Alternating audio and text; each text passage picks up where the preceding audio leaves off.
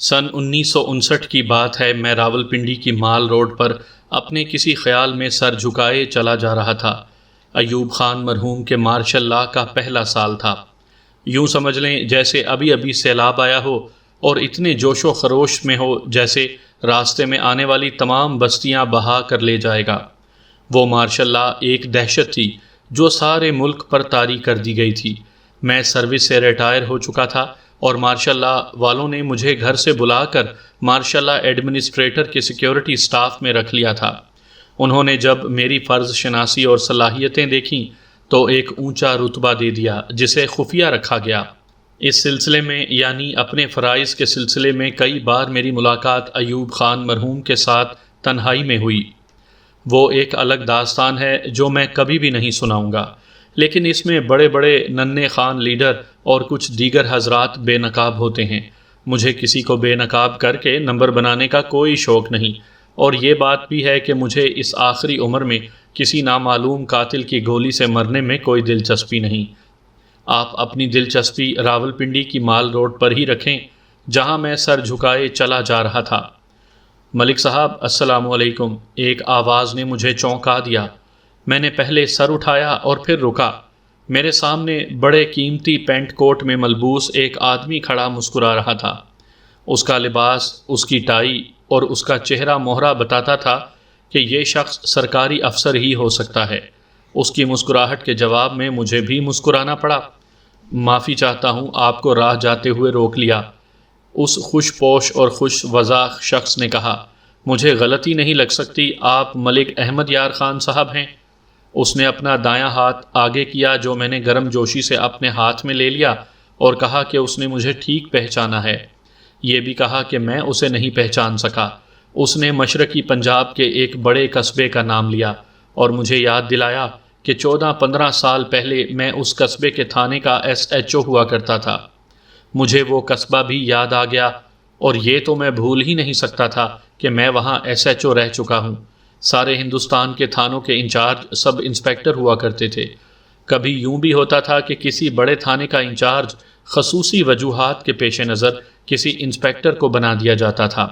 میں اس وقت انسپیکٹر تھا اور یہ تھانہ مجھے دیا گیا تھا۔ یہ کوئی دلچسپ بات نہیں کہ کن وجوہات کی بنا پر مجھے یہ تھانہ دیا گیا تھا۔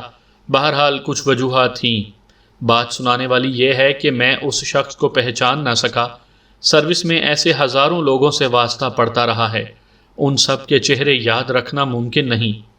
اس خوش پوش شخص نے، جس کی عمر 40 سال کے لگ بھگ تھی، جان فراز مسکراہٹ سے اپنا نام بتایا اور مختصراً ایک قتل کی واردات سنائی۔ مجھے پھر بھی یہ شخص یاد نہ آیا۔ ہم اس وقت فلیٹی ہوٹل کے بالکل سامنے کھڑے تھے۔ اس شخص نے میرا بازو پکڑا اور کہنے لگا کہ وہ مجھے کھانا کھلانا چاہتا ہے اور میں انکار نہ کروں۔ میں نے انکار کیا جو کہ محض رسمی تھا، لیکن اس کے پرزور اصرار کے آگے سر جھکانا پڑا۔ حقیقت یہ ہے کہ دن کا 1 بج چکا تھا اور مجھے بھوک بھی لگی ہوئی تھی، اور میں نے آگے جا کر صدر بازار کے کسی درمیانے ہوٹل میں کھانا کھانا تھا۔ وہ مجھے فلیٹی ہوٹل میں لے گیا۔ اب تو فلیٹی ہوٹل کی کوئی حیثیت ہی نہیں رہی۔ میں جس وقت کی بات کر رہا ہوں اس وقت بڑی بڑی شخصیتیں اسی ہوٹل میں قیام کیا کرتی تھیں۔ قائد اعظم بھی اسی ہوٹل میں ٹھہرتے یا کھانا کھایا کرتے تھے۔ میرا میزبان مجھے فلیٹی ہوٹل میں لے گیا، بڑے پرتکلف کھانے کا آرڈر دیا اور قتل کی وہ واردات سنانے لگا۔ آخر مجھے یہ کیس یاد آ ہی گیا، اور یہ بھی یاد آیا کہ اس کے کچھ اشارے میں نے اپنی ڈائری میں لکھے ہوئے ہیں۔ کھانے کے بعد ہم جدا ہوئے تو میں نے سوچا کہ گاؤں جاؤں گا اور ڈائری میں یہ کیس پڑھوں گا۔ میں نے ایسے اشارے بہت سے کیسوں کے لکھے ہوئے ہیں کہ وہ جب سامنے آتے ہیں تو ہر کیس کی ہر ایک تفصیل یاد آ جاتی ہے۔ پھر یوں ہوا کہ میں 3 مہینوں تک گاؤں نہ جا سکا۔ ڈائریاں گاؤں میں رکھی ہوئی تھیں۔ اس شخص نے مجھے حیرت میں ڈال دیا تھا۔ جب گاؤں 1-2 دنوں کے لیے گیا تو ڈائریوں کی ورق گردانی کر کے یہ کیس نکالا، اور جب میں پڑھنے لگا تو میری آنکھوں کے آگے ایک فلم چل پڑی۔ سن 1959 میں تو میں نے کبھی سوچا بھی نہیں تھا کہ میری کہانیاں کسی رسالے میں چھپا بھی کریں گی، اور کتابیں بھی چھپ کر مارکیٹ میں آئیں گی اور مقبولیت حاصل کریں گی۔ وقت گزرتا گیا اور چند سالوں بعد میں اس نوکری سے بھی فارغ ہو گیا، اور پھر اپنی تفتیشی کہانیاں لکھنے کا سلسلہ چل پڑا۔ میں جس کیس کا حوالہ دے رہا ہوں یہ پھر میرے ذہن سے نکل گیا۔ تقریباً 1.5 مہینے پہلے کا واقعہ ہے کہ اس سے ملتی جلتی واردات راولپنڈی کے ایک محلے میں ہو گئی۔ مجھے اچانک یہ کیس پھر یاد آ گیا، اور یہ بھی کہ سن 1959 میں اس کیس کا ایک اہم کردار مجھے ملا تھا۔ میں نے ڈائری نکالی اور یہ کیس نکال کر پڑھنے لگا تو اس کی ذرا سی بات بھی یاد آ گئی، اور میں نے یہ تفتیشی کہانی کاغذوں پر بکھیر دی۔ اتنی لمبی تمہید کی معافی چاہتا ہوں۔ آئیے اب اصل کہانی سن لیجئے۔ سامعین کرام، آپ سن رہے ہیں انسپکٹر احمد یار خان مرحوم کی تفتیشی داستانوں میں سے ایک اردو داستان جس کا نام ہے پاگل خانے سے پاکستان تک۔ یہ اس سلسلے کی پہلی قسط ہے۔ مجھے امید ہے آپ کو میری یہ کاوش پسند آئے گی۔ آپ نے اگر ابھی تک میرا چینل کہانی گھر سبسکرائب نہیں کیا تو ابھی میرے چینل کو سبسکرائب کر کے بیل نوٹیفیکیشن آن کر لیجئے تاکہ آنے والی ہر نئی کہانی کی اطلاع بر وقت آپ تک پہنچ سکے۔ جس قصبے کا ذکر ہو رہا ہے وہ مشرقی پنجاب کی مشرقی سرحد پر تھا۔ اب تو سنا ہے کہ وہ بہت بڑا شہر بن گیا ہے۔ یہ سکھوں کی اکثریت کا علاقہ ہے، لیکن اس قصبے میں مسلمانوں کی آبادی تقریباً اتنی ہی تھی جتنی سکھوں کی تھی، اور کچھ آبادی ہندوؤں کی بھی تھی۔ علاقہ زرخیز تھا۔ قصبے میں مسلمان زمیندار بھی رہتے تھے، اور ان میں اکثر مسلمان گھرانوں میں تعلیم بھی تھی۔ ایسا ہی ایک مسلمان امیر کبیر زمیندار میرے پاس تھانے میں آیا۔ اس کی آنکھوں میں آنسو اور چہرے پر غم کا بڑا گہرا تاثر دیکھ کر میں جان گیا کہ کوئی اچھی خبر نہیں لایا۔ میرے منہ کی طرف دیکھے جا رہا تھا جیسے اس کی زبان ہی نہ ہو۔ میں نے پوچھا، خیریت؟ اس نے بتایا کہ اس کا جوان بیٹا قتل ہو گیا ہے۔ میرے منہ سے مشین گن کی طرح سوالات نکلے، کہاں، کب، کیسے، وغیرہ وغیرہ۔ اس نے یہ واردات اس طرح سنائی کہ الل صبح ابھی سویرا دھندلا ہی تھا کہ اس شخص کو اپنی بیوی کی چیخ سنائی دی۔ یہ دوڑتا ہوا باہر نکلا تو دیکھا بیوی سیڑھیوں کے پاس کھڑی ہے اور اس کا بیٹا اس طرح گرا پڑا ہے کہ اس کا سر اور کندھے پہلی سیڑھی پر تھے اور باقی جسم فرش پر۔ میاں بیوی نے بیٹے کو مل کر اٹھایا اور اندر کمرے میں پلنگ پر ڈالا۔ باپ نے نبض دیکھی، پھر دل پر ہاتھ رکھا۔ نبض بھی خاموش اور دل بھی خاموش تھا۔ دونوں کا خیال یہ تھا کہ یہ سیڑھیوں سے گرا ہے، کسی وجہ سے اوپر چلا گیا ہوگا اور کسی طرح گرا اور سیدھا نیچے آ گیا، اسی لیے آدھا پہلی سیڑھی پر اور باقی آدھا فرش پر پڑا تھا۔ ماں باپ کیسے یقین کر لیتے کہ یہ مر گیا ہے؟ یہ باپ جب مجھے یہ رپورٹ دے رہا تھا اس وقت 10:30 یا 11:45 بجے کا وقت ہو گیا تھا۔ میں نے پوچھا کہ وہ اتنی دیر سے تھانے کیوں آیا ہے؟ اس نے بتایا کہ وہ مان ہی نہیں سکتا تھا کہ اس کا بیٹا مر چکا ہے، اور یہ تو وہ سوچ ہی نہیں سکتا تھا کہ بیٹا قتل ہوا ہے۔ وہ بیٹے کو بے ہوش سمجھتا رہا اور ڈاکٹر کے گھر کو دوڑ پڑا۔ وہ ہندو ڈاکٹر تھا جو سرکاری ہسپتال کا سول سرجن کہلاتا تھا۔ اس زمانے میں ڈاکٹروں کی آج والی بھرمار نہیں ہوتی تھی۔ قصبے میں ایک تو یہ سول سرجن تھا یا 2 ڈاکٹر اور تھے۔ اس ڈاکٹر نے تیار ہونے میں خاصی دیر لگا دی اور پھر اس شخص کے گھر گیا۔ ڈاکٹر نے نبض دیکھتے ہی کہہ دیا کہ یہ تو مر چکا ہے۔ پھر ڈاکٹر نے جسم کی ہر طرف سے دیکھا اور سر کو خاص طور پر چیک کیا۔ اسے کہیں بھی کوئی چوٹ یا خراش نظر نہ آئی۔ جب اس نے مرنے والے کی گردن دیکھی تو اس کے منہ سے بے اختیار یہ الفاظ نکلے کہ اس کا تو گلا گھونٹا گیا ہے۔ گلا گھونٹنے کے نشانات صاف نظر آ جایا کرتے ہیں۔ یہ تو ڈاکٹر تھا جس کے لیے موت کا باعث سمجھنا کوئی مشکل نہیں تھا۔ ڈاکٹر یہ فیصلہ دے کر چلا گیا، لیکن باپ کی ذہنی حالت ایسی بگڑ گئی کہ کچھ فیصلہ نہ کر سکا کہ اس ڈاکٹر کی تشخیص مان لے یا کیا کرے۔ مرے ہوئے بیٹے کی ماں وہیں موجود تھی۔ اس کی آہو بکا اور چیختے چلاتے بین باپ کو اور زیادہ پاگل کر رہے تھے۔ ماں کہتی تھی کہ دوسرے ڈاکٹر کو بلا لاؤ۔ باپ لڑکھڑاتے قدموں سے دوسرے ڈاکٹر کو ساتھ لانے کے لیے چلا گیا۔ وہ قصبے کے دوسرے سرے پر رہتا تھا۔ اس نے آتے آتے خاصا وقت لگا دیا۔ اس نے بھی سول سرجن کی طرح لاش کو دیکھا اور گردن کو دیکھ کر سول سرجن کی تائید کر دی کہ اس کا گلا گھونٹا گیا ہے اور سیڑھیوں سے نہیں گرا۔ ڈاکٹر یہ کہہ کر چلا گیا۔ اتنی دیر میں محلے کے لوگ اکٹھے ہونا شروع ہو گئے تھے۔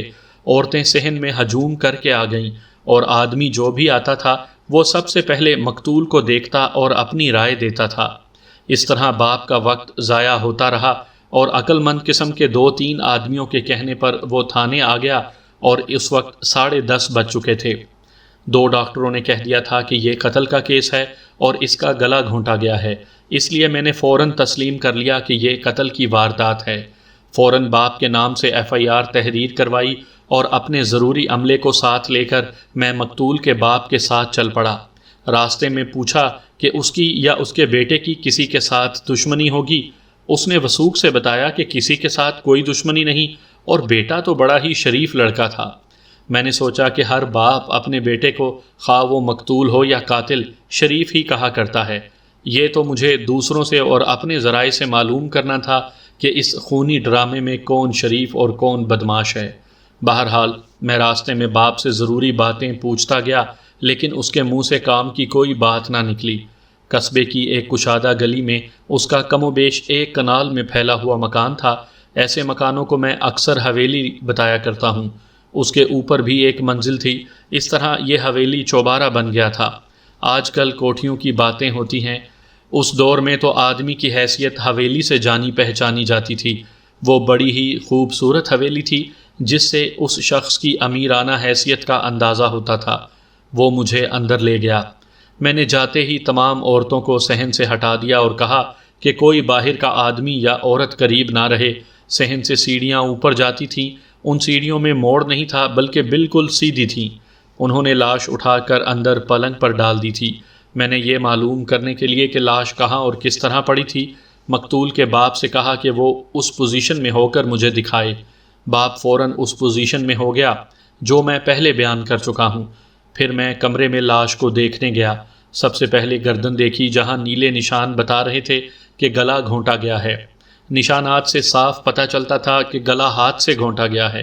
رسی سے گلا گھونٹا جائے یا کوئی کپڑا مروڑ کر اس سے گلا گھونٹا جائے تو پھر نشان مختلف ہوتے ہیں۔ 2 ڈاکٹر لاش کے پورے جسم کا معائنہ کر چکے تھے، اس لیے میں نے یہ تردد نہ کیا۔ ڈاکٹروں کی رائے میری رائے سے زیادہ قابل اعتماد تھی۔ یقینی طور پر یہ قتل کی واردات ہی تھی۔ میں نے لاش پوسٹ مارٹم کے لیے بھجوا دی۔ صحن میں کھڑے ہو کر حویلی کو دیکھا۔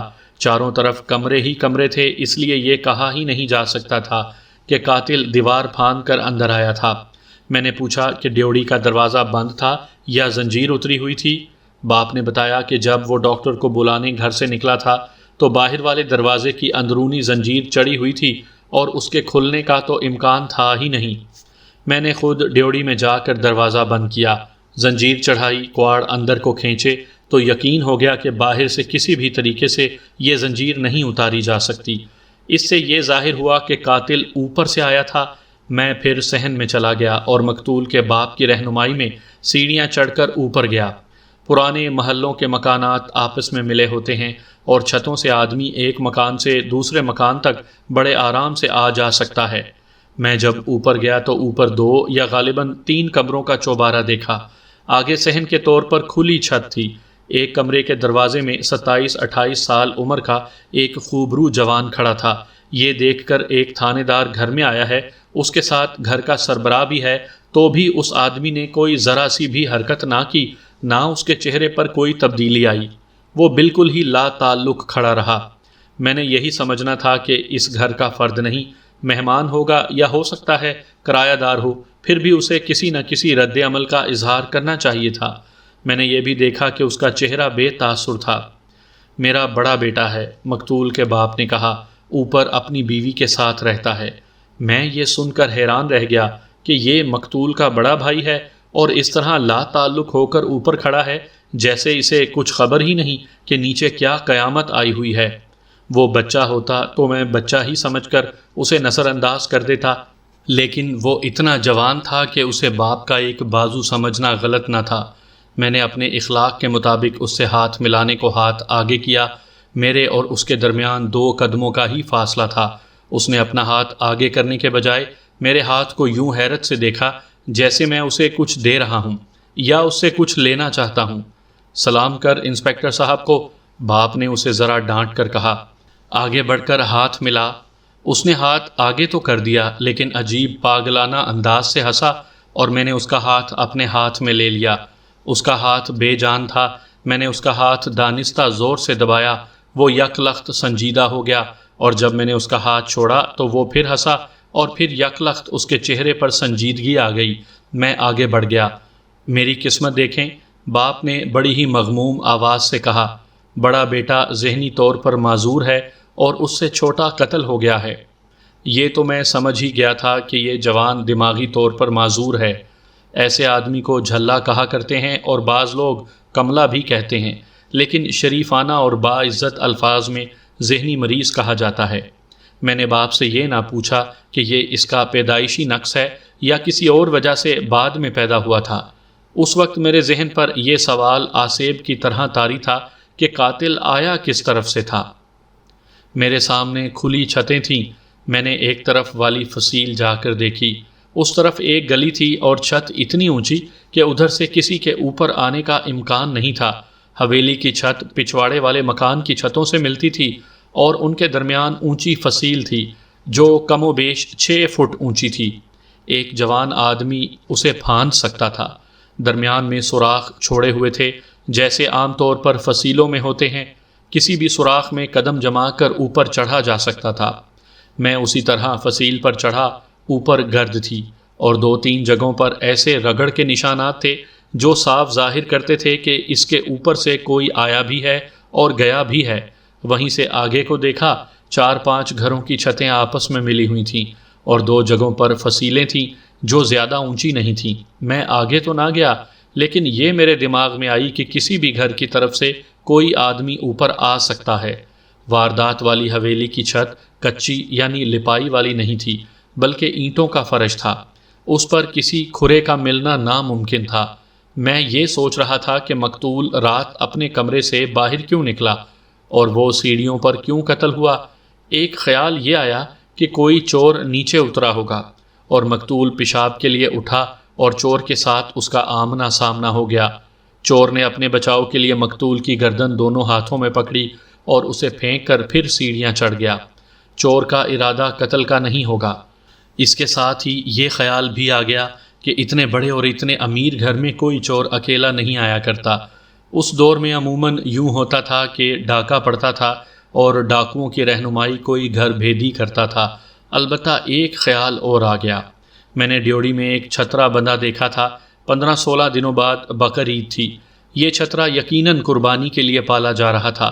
آج کل بھی آپ نے دیکھا اور سنا ہوگا کہ قربانی کے دمبے اور بکرے کبھی چوری بھی ہو جاتے ہیں۔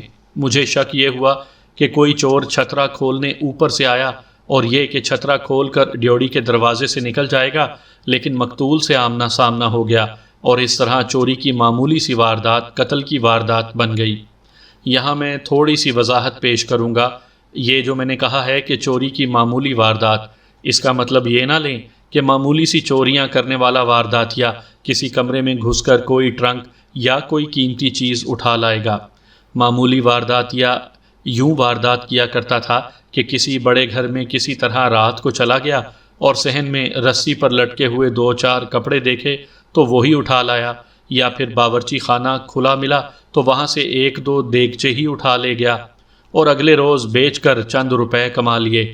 میں اسی گھر کی بیٹھک میں بیٹھ گیا اور مقتول کے باپ کو اپنے پاس بٹھا لیا۔ وہ بیچارہ روتا زیادہ اور بولتا کم تھا۔ میں نے اسے کہا کہ جب تک وہ مجھے کوئی ٹھوس اشارہ نہیں دے گا میں قاتل تک نہیں پہنچ سکوں گا۔ حیرت والی بات یہ بھی تھی کہ کسی دشمن نے مقتول کو قتل کیا تھا تو باہر کیوں نہ کر دیا۔ یہ سوچ بھی آئی کہ گھر کے ہی کسی فرد نے اسے قتل نہ کر دیا ہو۔ مقتول کے باپ نے بتایا کہ مقتول شادی شدہ تھا اور اس کی چند مہینوں کی ایک بچی بھی تھی۔ اس کی بیوی کچھ دنوں سے میکے گئی ہوئی تھی۔ میں نے سوچا کہ مقتول کی بیوی سے بھی پوچھ گچھ کروں گا۔ مجھے امید ہوئی کہ بیوی جانتی ہوگی کہ مقتول کی باہر کس کے ساتھ دشمنی تھی۔ میں نے مقتول کے باپ سے کہا کہ اس کی یہ بہو تو اطلاع ملتے ہی آ گئی ہوگی۔ نہیں، باپ نے کچھ دیر سوچ کر جواب دیا، نہیں آئی اور شاید نہ ہی آئے۔ میں نے حیران ہو کر پوچھا کہ وہ کیوں نہیں آئے گی؟ باپ نے بتایا کہ سسرال کے ساتھ مقتول کی اچھی خاصی چپکلش چل رہی تھی۔ وہ اس لیے کہ مقتول کو اپنی بیوی پسند نہیں تھی۔ شادی کو 2 سال ہو گئے تھے، ان کی ایک دن بھی آپس میں نہیں بنی تھی۔ ذرا سی بات پر دونوں لڑتے جھگڑتے تھے۔ میں نے وجہ پوچھی کہ مقتول کو بیوی کیوں اچھی نہیں لگتی تھی، کیا وہ بدصورت ہے؟ باپ نے بتایا کہ بدصورت تو نہیں لیکن خوبصورت بھی بالکل نہیں۔ اس کا رنگ سانولا ہے اور وہ گھریلو قسم کی عورت ہے اور چاؤ چونچلے نہیں کرتی۔ یہ ذہن میں رکھیں کہ مقتول کی عمر 24-25 سال تھی۔ اس عمر میں سنجیدگی اور پختگی پوری طرح بیدار نہیں ہوئی تھی۔ مقتول گوری چٹی اور شوق سی بیوی چاہتا ہوگا۔ بہرحال اس وقت یہ دیکھنا تھا کہ قاتل کو پکڑنے کے لیے میں کیا چاہتا ہوں۔ باپ نے بتایا کہ مقتول نے بیوی کو مارنا پیٹنا بھی شروع کر دیا تھا۔ بیوی نے بیٹی کو جنم دیا تو مقتول اور زیادہ بگڑ گیا۔ کہتا تھا کہ اسے بیٹا پیدا کرنا چاہیے تھا۔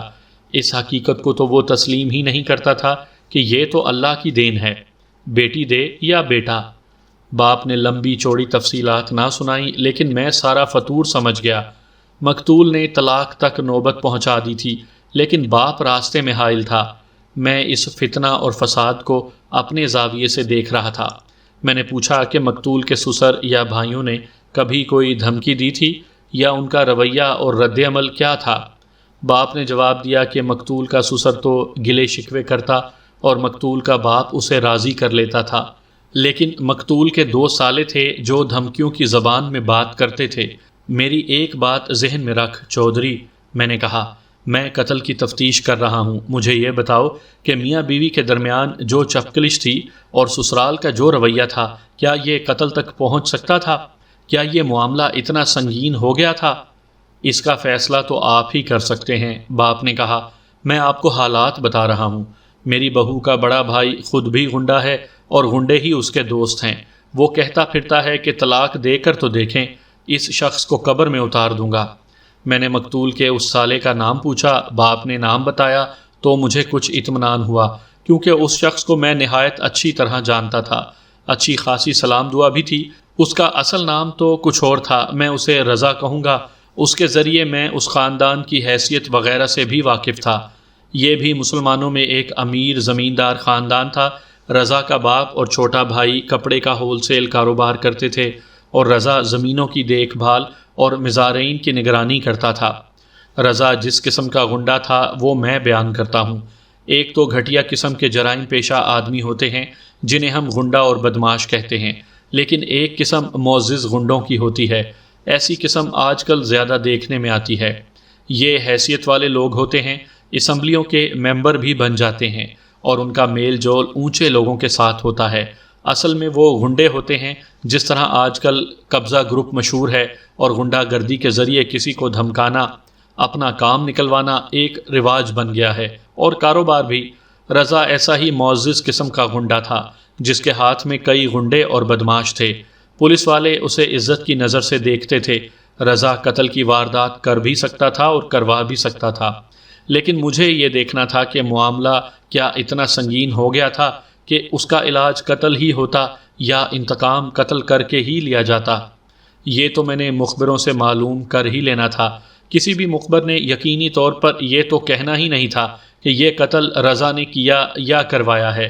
مخبروں نے مجھے کچھ باتیں بتانی تھیں اور آگے میری عقل تھی جس نے ان باتوں سے اپنے مطلب کی بات نکالنی تھی۔ رضا کے خلاف دل میں شک رکھ کر میں نے مقتول کے باپ سے سوال و جواب کا ایک سلسلہ شروع کر دیا۔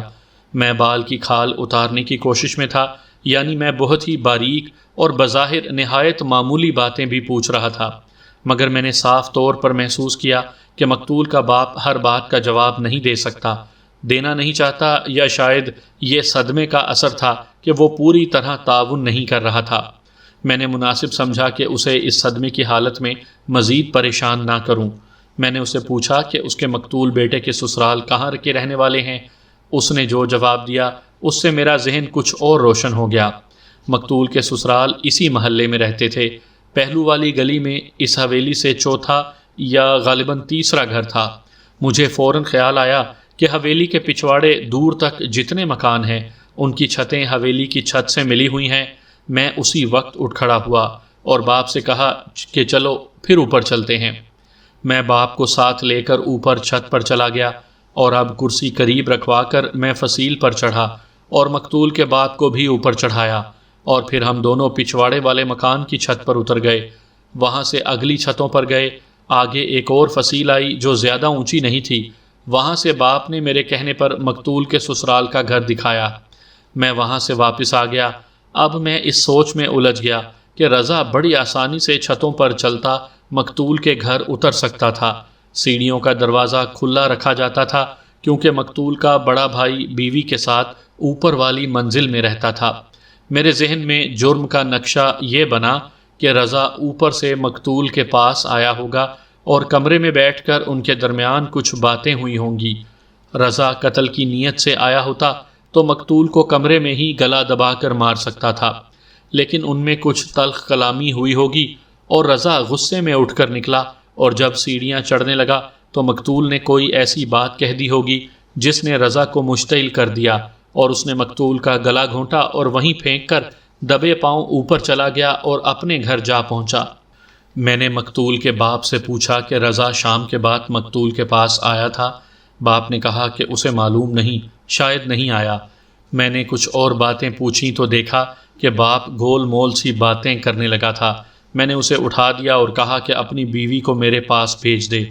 مقتول کی ماں اپنے سینے پر آہستہ آہستہ ہاتھ مارتی اور بین کرتی میرے پاس آئی۔ میں نے اسے بٹھایا۔ اس نے پہلی بات روتے ہوئے یہ کہی، کلموئی ڈائن میرے بیٹے کو کھا گئی ہے۔ پھر اس نے اپنے خاوند کو کوسنا شروع کر دیا۔ پھر بولی، میں چودھری سے کہتی تھی کہ اس کلموئی کو کہاں سے لے آئے ہو؟ تھانے دار صاحب، آپ نے میرا بیٹا مرا ہوا دیکھا ہے، کیا یہ خوبصورت جوان نہیں تھا؟ باپ اس کے لیے جو دلہن لایا وہ بھی دیکھ لینا، اس سے تو میری نوکرانی زیادہ خوبصورت ہے۔ میرا یہ چودھری خاوند تو اپنی چودراہٹ میں ہی مگن رہتا ہے، اسے کوئی ہوش نہیں کہ گھر کا حال احوال بھی دیکھ لیا کرے۔ اس عورت کی اس بات سے میں سمجھ گیا کہ مقتول کا باپ کیوں گول مول سا جواب دیتا تھا۔ اسے گھر کے حالات سے دلچسپی ہی نہیں تھی۔ یہ عورت جذبات کی ماری بولتی ہی چلی جا رہی تھی۔ آخر ماں تھی، اس کا جوان شادی شدہ بیٹا قتل ہو گیا تھا، لیکن میں یہ باتیں سننے نہیں آیا تھا۔ میں نے اسے یہ کہہ کر چپ کروایا کہ مجھے ایسی باتیں بتائے کہ میں اس کے بیٹے کے قاتل کو پکڑ سکوں اور جلدی پھانسی چڑھا دوں۔ میں نے اس سے پہلی بات یہ پوچھی کہ گزشتہ رات رضا مقتول کے پاس آیا تھا؟ اس نے بتایا کہ نہیں آیا۔ اس سلسلے میں باتیں ہوئیں تو اس نے بتایا کہ مقتول کی بیوی کبھی کبھی اوپر سے ہی اپنے گھر چلی جایا کرتی اور واپس آ جاتی تھی، لیکن کبھی اس گھر کا کوئی مرد اوپر سے نہیں آیا۔ یہ بات سن کر بھی میں نے سوچا کہ ہو سکتا ہے رضا گزشتہ رات اوپر سے آیا ہو تاکہ کسی کو پتہ نہ چلے اور وہ مقتول کے ساتھ کچھ باتیں کرنے آیا ہوگا۔ مطلب یہ کہ میرے ذہن میں رضا کے خلاف شک قائم رہا۔ اس کے بعد مقتول کی ماں نے مقتول اور اس کی بیوی کی وہی باتیں سنائیں جو مقتول کا باپ سنا چکا تھا۔ فرق یہ تھا کہ یہ عورت تھی، اس لیے اس نے فطرتاً تفصیل سے باتیں سنائیں۔ ان سے مجھے یہ معلوم ہوا کہ میاں بیوی کی ناچاکی بڑی ہی سنگین نوعیت کی تھی۔ دلوں میں قدورت اور عداوت پیدا ہو گئی تھی۔ رضا اور مقتول میں یہ عداوت زیادہ ہی پکی ہو گئی تھی، بلکہ خطرناک صورت اختیار کر چکی تھی۔ مقتول کی ماں مقتول کی بیوی پر ہی ہر الزام تھوپ رہی تھی۔ اس نے یہ بھی بتایا کہ مقتول اپنی بیوی کو مارتا پیٹتا اور مقتول کا بڑا سالہ یعنی رضا مقتول کو دھمکیاں دیتا تھا۔ اس عورت نے نئی بات یہ بتائی کہ مقتول کی بیوی مقتول پر بد چلنی کے الزامات لگاتی رہتی تھی۔ میں نے اس عورت کو یہیں پر روک لیا اور پوچھا کہ مقتول کی بیوی عموماً کس عورت پر شک کرتی تھی کہ اس کے خاوند نے اس عورت کے ساتھ تعلقات پیدا کر رکھے ہیں؟ ماں نے سب سے پہلے ایک نوکرانی کا ذکر کیا۔ اس نے بتایا کہ یہ نوکرانی کئی سالوں سے ان کے گھر رہی ہے، چند دنوں سے اس نے نوکری چھوڑ دی ہے۔ یہ تقریباً 30 سال عمر کی عورت تھی، نقش و نگار اچھے اور رنگ کچھ گورا تھا۔ مقتول کی ماں کی بیان کے مطابق یہ عورت نوکرانی لگتی ہی نہیں تھی، اسی وجہ سے وہ نوکری چھوڑ گئی ہے کہ مقتول کی بیوی اس پر شک کرتی تھی۔ ماں نے یہ بھی بتایا کہ مقتول نوکرانی کے ساتھ ذرا بے تکلفی سے بولتا تھا۔ اس کی بیوی گھٹی گھٹی طبیعت کی لڑکی تھی، اس لیے وہ مقتول پر بڑا گندا الزام لگاتی تھی۔ بالکل ایسے ہی وہ میرے ستیلے بیٹے کی بیوی کے متعلق بھی شک میں رہتی تھی۔ مقتول کی ماں نے کہا، میرا ستیلا بیٹا اوپر رہتا ہے۔ ستیلا؟ میں نے چونک کر حیرت سے پوچھا، کیا تم چودھری کی دوسری بیوی ہو؟ اس نے بتایا کہ وہ چودھری کی دوسری بیوی ہے۔ میں نے اوپر جس جھلے سے جوان آدمی کو دیکھا تھا وہ چودھری کی پہلی بیوی کا بیٹا تھا۔ وہ 2-3 سال کا تھا تو اس کی ماں مر گئی تھی اور باپ نے اس موجودہ بیوی کے ساتھ شادی کر لی تھی۔ اس بیوی سے مقتول پیدا ہوا، ایک اور چھوٹا بھائی تھا اور 2 بہنیں تھیں۔ میں نے پہلے بتایا ہے کہ اوپر کی منزل میں رہنے والا بیٹا ذہنی مریض تھا۔ میں یہ انکشاف سن کر حیران اس لیے نہیں ہوا تھا کہ یہ عورت چودھری کی دوسری بیوی تھی، اس میں حیران ہونے والی کوئی بات نہیں تھی۔ حیران میں اس لیے ہوا کہ چودھری نے مجھے اتنی اہم بات نہیں بتائی تھی۔ میں اس بات کو اہم اس وجہ سے کہہ رہا ہوں کہ جہاں ستیلے ہوتے ہیں وہاں عداوت بھی ہوتی ہے۔ میں ایک بات کئی بار پہلے بھی کہہ چکا ہوں اور اب بھی کہتا ہوں کہ میں ہر بات کو پولیس کے زاویہ نگاہ سے دیکھ رہا تھا۔ میں وہاں کہانیاں سننے نہیں گیا تھا،